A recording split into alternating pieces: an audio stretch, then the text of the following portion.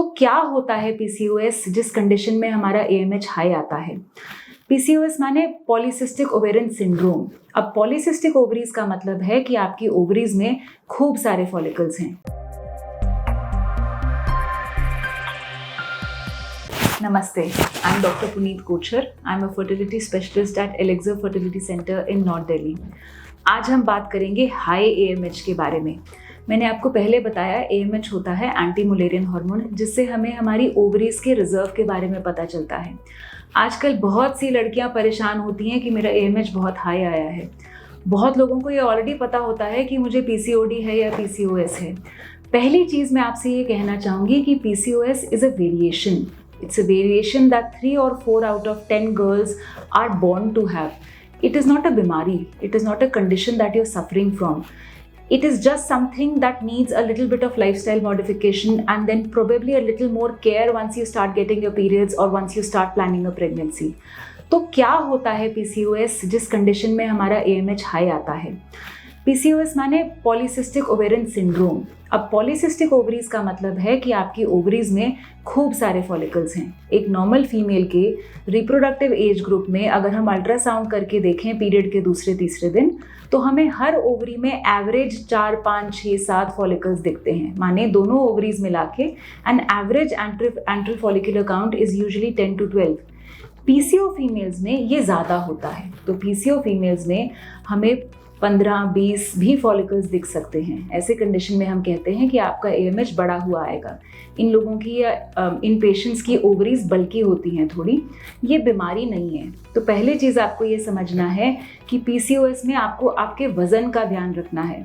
If you gain weight, अगर आपका थोड़ा सा भी वेट गेन होगा तो बॉडी का मेटाबॉलिज्म हिलेगा और आपके पीरियड्स ग्रेजुअली डिले होना शुरू हो जाएंगे।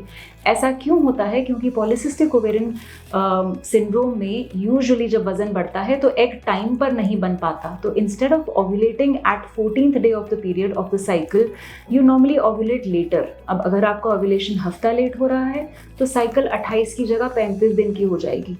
अगर आपका ओव्यूलेशन और लेट हो रहा है तो आपके पीरियड्स 15-20 दिन डिले होने शुरू हो जाएंगे।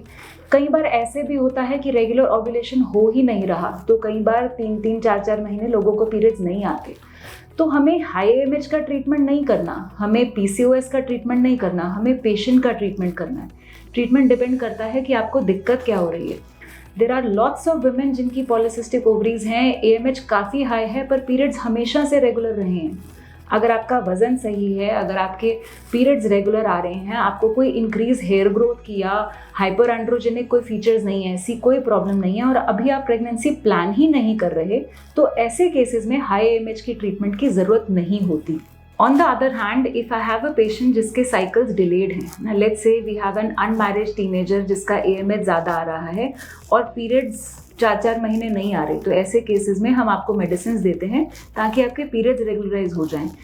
इससे एएमएच बढ़ेगा घटेगा ऐसा कुछ नहीं होता। सो हमें एएमएच का इलाज नहीं करना है, हमें आपके सिम्टम्स का इलाज करना है। कई लोगों को पीरियड्स में दिक्कत नहीं होती पर हेयर ग्रोथ ज़्यादा होती है।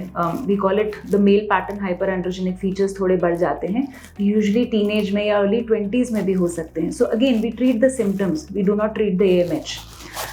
Now what happens when you planning a pregnancy? जब आपको प्रेगनेंसी प्लान करनी होती है, अगर आपका एएमएच हाई है और साइकिल्स रेगुलर हैं, we advise you about the fertile period and we let you or at least try naturally. We tell you to try naturally. If you are not able to conceive in about a year for women who are less than 35 or in about 6 months if you are over 35, then we start treating.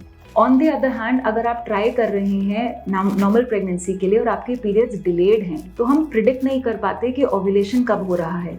सो ऐसे cases में we prefer to give you some medicine to help you ovulate. इनको ovulation induction agents कहा जाता है।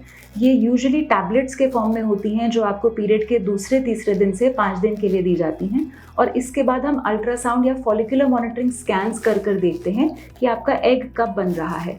अगर खाली गोलियों से एग नहीं बनता तो कभी कभी किसी मरीज़ को इंजेक्शंस भी लगाने पड़ते हैं एग बनने के लिए। Once you ovulate, again, if your age is fine, if there are no other problems with fertility, we prefer that you try naturally for some time. तो ज़रूरी नहीं है कि हाई एएमएच का मतलब है आपको कंसीव करने में दिक्कत आएगी। अगर हाई एएमएच के साथ पीरियड्स नॉर्मल हैं तो आप नेचुरली ट्राई करिए कुछ टाइम तक। अगर हाई एएमएच के साथ पीरियड्स डिलेड हैं तो कम से कम एक डॉक्टर से मिलकर सलाह लीजिए कि आपको क्या दवाइयाँ लेनी चाहिए जिससे आपकी प्रेगनेंसी जल्दी रुक सके।